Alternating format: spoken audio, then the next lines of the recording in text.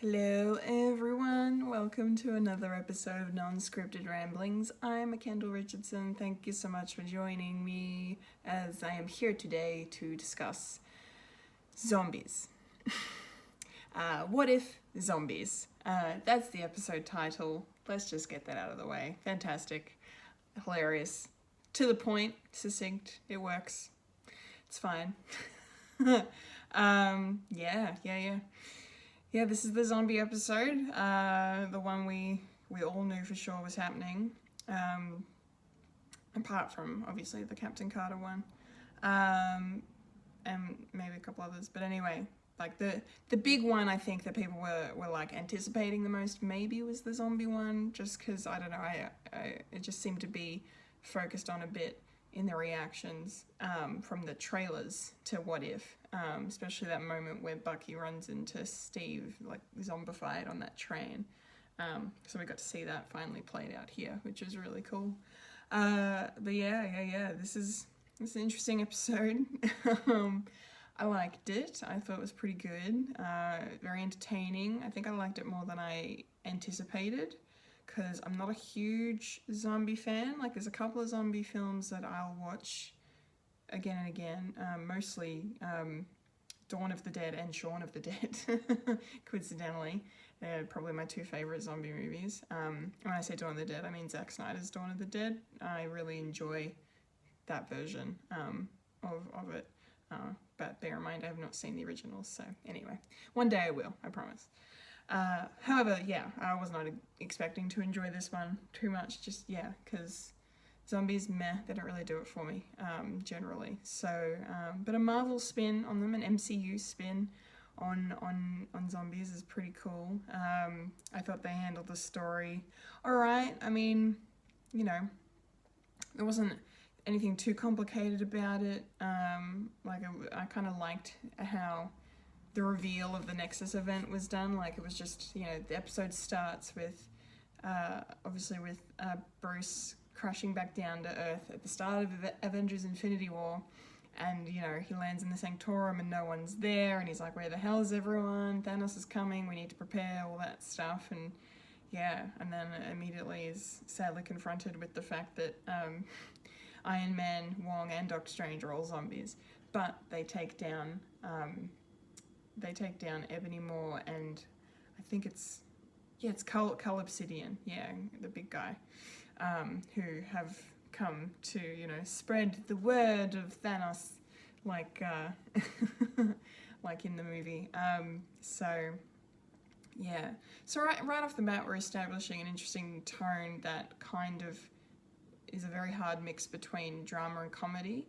I think the comedy works mostly, but I think there's certain scenes where it's like, it's kind of not, because it's, I mean, I know we're not supposed to take this too seriously, obviously, it's zombies in the MCU, but, you know, the ramifications by the time the episode is done are pretty severe, so, I mean, it's not as dark as last week was, but, like, there's one scene, and I really like the scene, but it's kind of one scene where the comedy and the drama kind of just doesn't mesh to the point where I thought he was going to make it out alive. So when Happy Hogan is taken by zombie Hawkeye,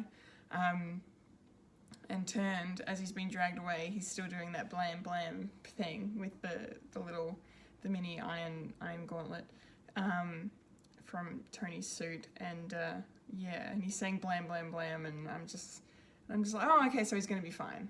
And then no, he's the zombie immediately afterwards, and still says blam, which I thought was pretty funny. But yeah, so I don't know. So that was maybe as like, oh, okay, all right, misleading, but it's fine. It's yeah, it is what it is. So, but no, it didn't prevent my enjoyment of the episode at all. Like, a lot of the humor in this episode was very good. I laughed quite a bit. Yeah, mostly at Happy Hogan doing the blam thing. It was very funny. There was another really funny joke that Okoye said, like, she thought he was an Uber driver, and he gets pissed off about the fact, he's like, I'm not a courier, like, I'm an Uber driver, I'm a chauffeur, like, I'm Tony Stark's chauffeur. And Okoye's like, I thought you were an Uber driver. And then when they get to Grand Central Station, he like says like he's dropping them off, like yeah, here we are, Grand Central, like whatever he says. I just, yeah, I don't know, I kind of like that. Yeah, and if we're going to talk about comedy of the episode, I think Paul Rudd takes the cake though,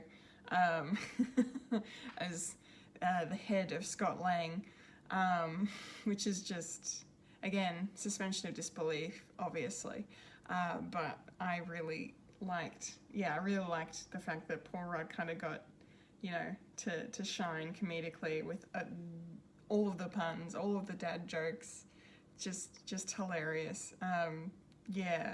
Just brilliant. He's so funny, and I hope we get more of him in What If, because he's just a riot. So I really loved every single scene with Scott Lang in this episode.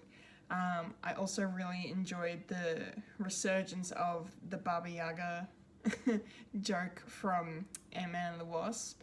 So seeing Kurt come back, David Dastmalchian reprising his role was awesome. And the fact that Baba Yaga, instead of it being Ghost like last time, it's Scarlet Witch this time, and that was quite amusing as well. And just to have Kurt in this for some reason, like he's just there. Like he's kind of the odd one out. He's kind of like it's interesting that he's there, but I mean he's there obviously because he's connected to Hope. But still, I think it's great. It's good. It's just very random that he's there, but I love the fact that he is.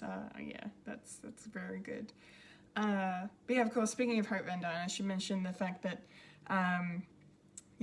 the Nexus event of this timeline is basically the fact that when Hank Pym shrinks down and goes into the quantum realm to retrieve Janet, his long-lost wife, she's been affected by something referred to as a quantum virus, which has zombified her, basically, and that's been brought back to the world at large, pun intended, and spread like wildfire. So that's how we get our zombies in this.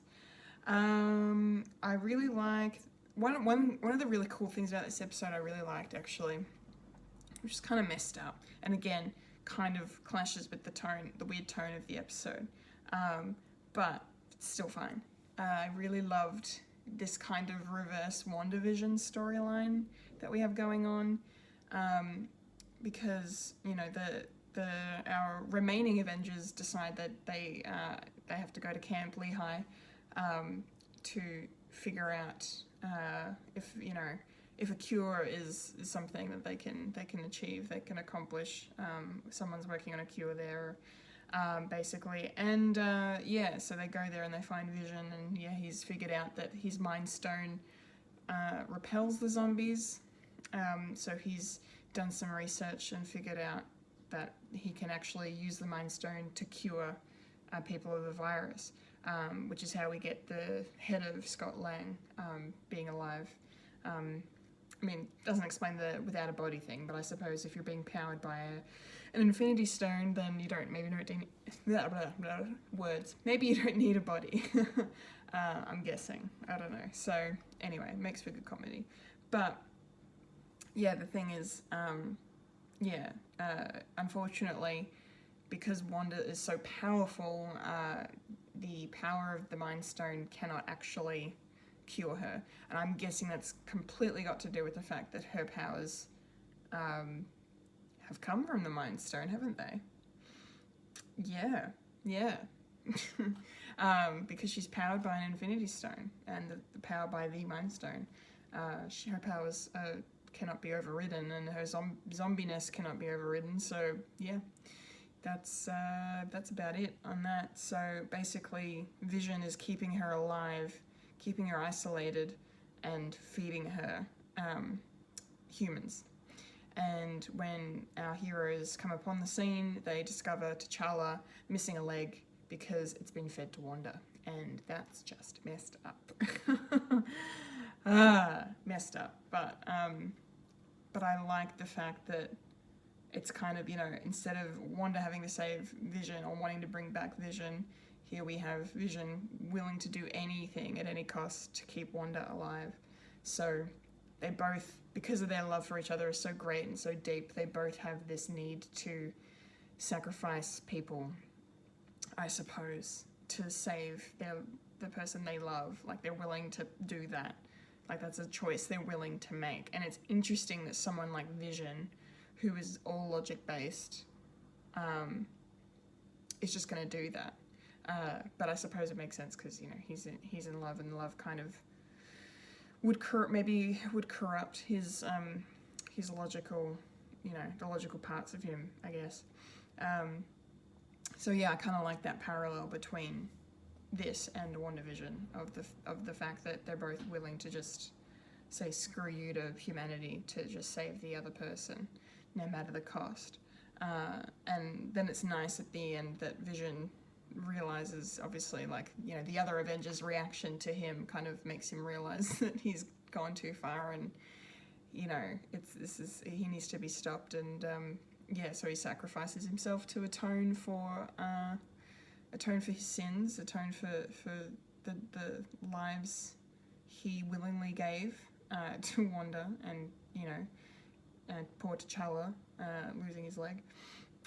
So yeah, so he actually, and it was so interesting, he actually pulled out the Mind Stone to give, like, so they could have it to make a cure, like to try and get the cure, because they're like, we're going to go to Wakanda, and because Wakanda is safe from the zombies, or so they think, and they're going to use the Mind Stone to essentially broadcast a signal from within it that will cure everyone.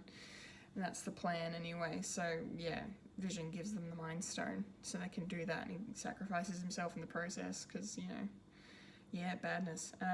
Yeah, so that was sad. But yeah, very, very cool little storyline that I enjoyed within this episode, was that stuff. What else should I mention? I mean, I have to say this is the first time Spider-Man has ever said Uncle Ben in the MCU. First Uncle Ben mention we've ever had, which was pretty cool. He also mentioned his parents, which is something that Spider-Man doesn't really seem to do in the movies at all. Not that unless I'm blanking completely, which I probably am. Yeah, so that's interesting. And there's kind of like another parallel between this and Tobey Maguire's Spider-Man 2, because we have this scene where Peter's using his webs to start a train, to get a train going, whereas, you know, obviously in Spider-Man 2 he uses his webs for the opposite, to stop a train. So I don't know if that was maybe referencing that in some way, probably was. I like the fact that the Hulk still didn't want to come out, so because obviously the events of you know, literally the beginning of Infinity War have happened prior to him landing on Earth. So everything else has gone exactly according to plan, exactly the way it was in the timeline, which means my man's is dead, but that's okay. It's fine. No zombie Loki. But yeah, that means obviously that the Hulk has gone up against Thanos and decided, I'm taking an extended vacation. So we still get, you know, those gags of the green guy not wanting to come out. But I kind of liked how they turned it on its head at the end, and actually Bruce made the choice to sacrifice himself at the end, and Hulk actually came out and helped bring down Wanda, so that the Avengers, the remaining Avengers, not many of them, so that they could get away to hopefully save everyone. So that was cool. I liked the fact that, yeah, because the circumstances are literally, if he doesn't do this, it's over, then he'll come out. Yeah, which is, I suppose, I don't know if that's what it is, maybe, because, you know, I mean, circumstances were pretty dire in Infinity War, and yet Hulk still didn't want to come out at all. Although there is an alternate, like, deleted scene where that they filmed where Hulk actually does come out of the Hulkbuster suit in Infinity War, which would have been interesting. But I'm okay with the fact that they didn't do that. That's fine. Yeah, so the Hulk stuff is good. I enjoyed the kind of Zombieland reference, I suppose, with Peter Parker having his so you want to survive a zombie apocalypse orientation video that he shows to all the Avengers as they join.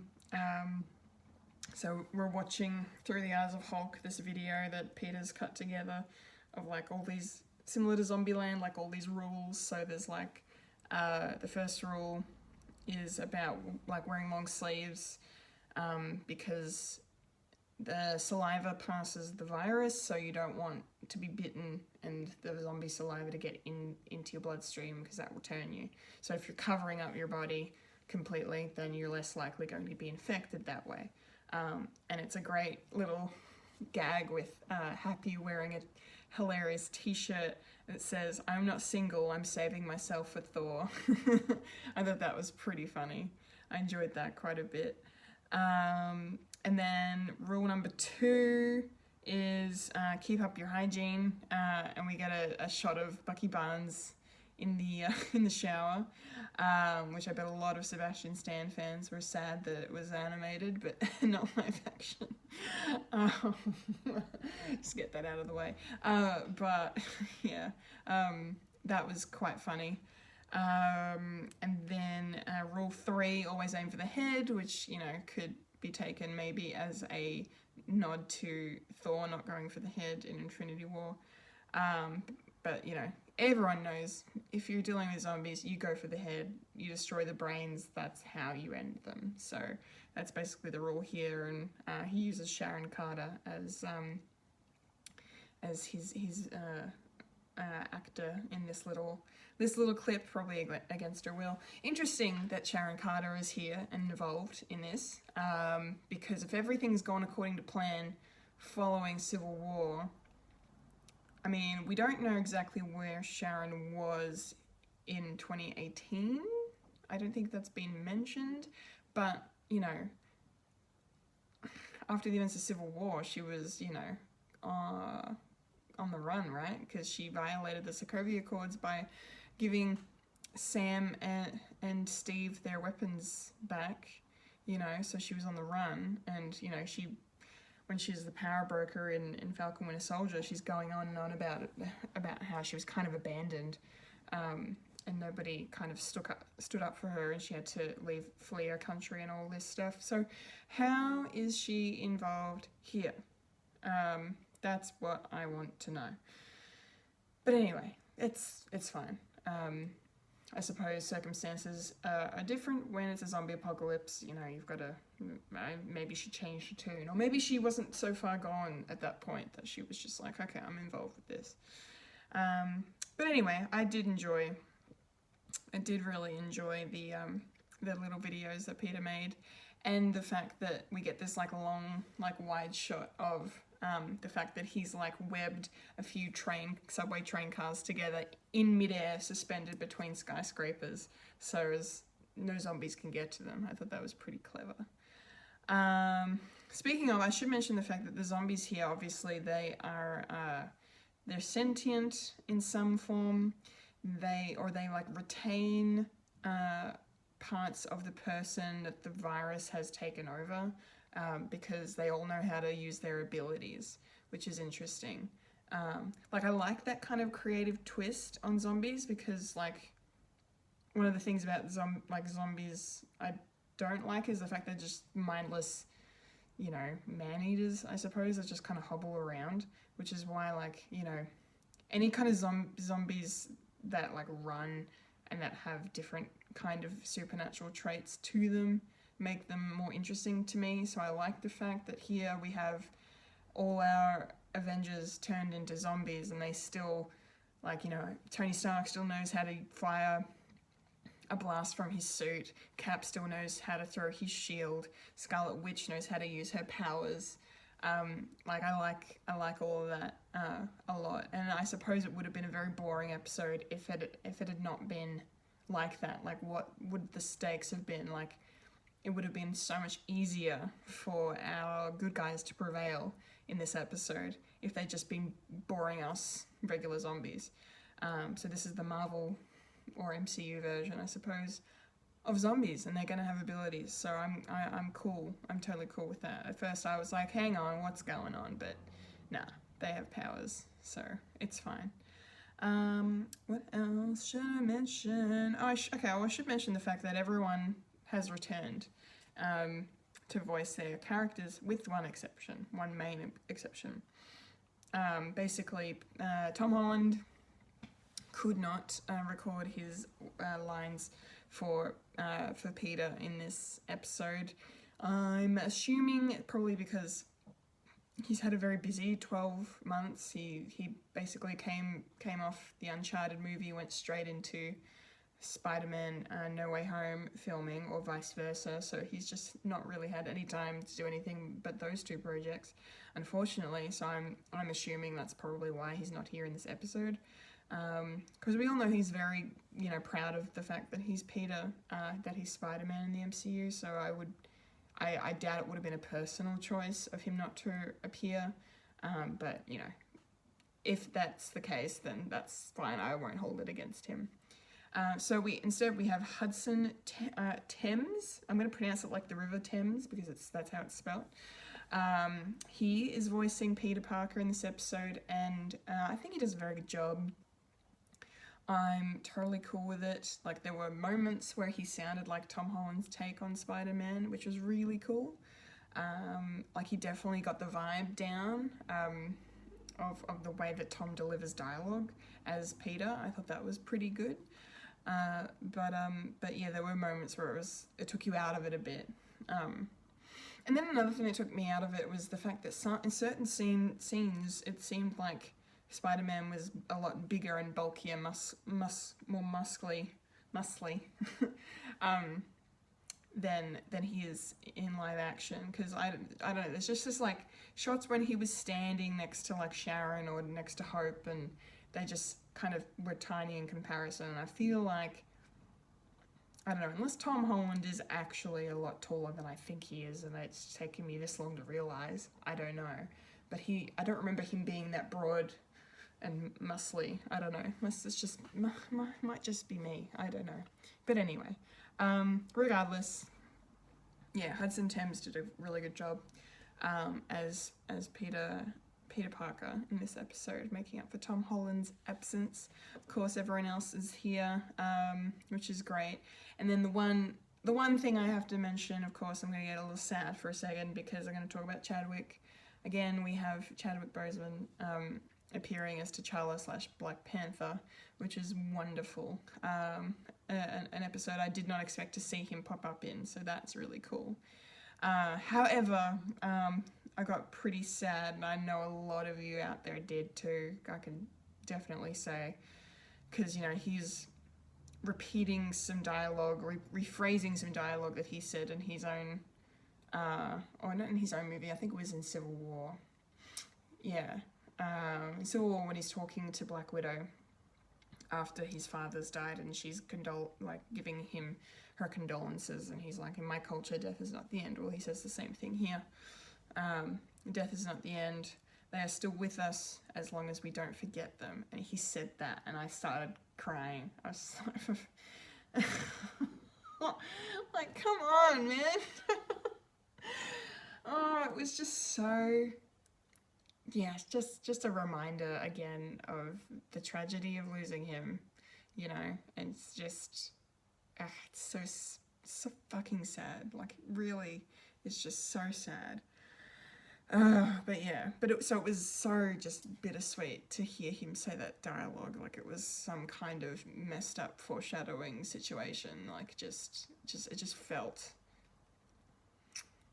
bad, because it's like, I don't know when this dialogue was recorded. I mean, it was during 2020 sometime. He passed away at the end of August. We just, literally, a couple of weeks ago, we just passed the 1 year anniversary of his death. So it's interesting the timing of these episodes coming out a little bit. Yeah, but I don't know when he recorded this, if he knew at that point if he was going to make it or not make it. I don't know. One can only speculate. that's information I don't really need to know, I suppose, but it's all just very sad, you know, it's just really sad. But hey, we're very lucky to have him and get a incredible performance out of him as this character, and then the fact that he was able to still be here to do this is great, because it would have been so awful if, you know, they'd fully rendered the animation, or they'd, you know, done a bunch of the animation to the point of no return, maybe, I don't know if that's a thing, and then he'd passed away before he could do his voice. So at least we've got him in this first season doing T'Challa here, but it was just very, yeah, this is very bittersweet, very sad, to have that bit of dialogue going on. What else? Oh, well, here's a complete change of tone. I will just quickly mention before I wrap up, I love the fact that Scott Lang said Wingardium Leviosa, as he was, the cloak of levitation was like lifting him up and he was like flying out, and he said Wingardium Leviosa. It's very funny. Probably one of my favorite parts of the whole episode. It was very good. And yeah, I don't know what else I really have to say. I'm just looking at my notes to see if there's anything I kind of forgot, really, but I think that's about it. Basically, the episode ends pretty depressingly, because Thanos somehow still managed to get all the Infinity Stones, and still ended up getting zombified. Yeah. He somehow still, got all the stones and became a zombie, invaded Wakanda, and basically our heroes, the only three that are left, are T'Challa, Scott Lang, and Peter Parker. And they're headed into the Lion's Den in Wakanda, where they think it's safe, and turns out, no, Thanos is there, and the last shot of the episode is him all zombified, holding up the gauntlet to the camera, and the stones making that ominous sound that they make when he flexes like that. And the Watcher is like, in the background, he says, even in the darkest times, humans will give all to save their planet, even if it might bring an end to the universe, which is kind of a reference to last week as well. You could definitely have used that line with last week's episode, that's for sure. So another universe basically come to an end. Zombie apocalypse. Because I'm guessing whatever Thanos is going to do once he gets a hold of the Mind Stone, he completes his, gauntlet, and I'm guessing he will turn everyone in the universe into zombies, maybe? Or like wipe out half of them and then turn the rest into zombies? I don't know. That's kind of the implication here, I think. One final thing I will say, actually, before I do wrap up. I liked a lot, I know I kind of said it earlier, I think, Ant-Man characters coming in this, but Hope Van Dyne kind of being a central, part of the story once, Bruce had teamed up with the rest of the Avengers. She was kind of integral to certain events, and she, went big for the first time. We've never seen Hope go that big before, and sacrificed herself to save them, which was really cool. And then it came back later when they flew over her and she was a giant zombie, and I remember thinking to myself, I bet she didn't shrink down, did she? I bet she didn't shrink down when she turned while she was big. So that's that. But regardless, really enjoyed her in this episode as well. I think that's going to be it from me, guys. Again, really enjoyed this episode. A lot of fun. Not perfect again, and definitely not as good as last week. Last week is going to be a hard episode to top, if you ask me. But yeah, it was still pretty good.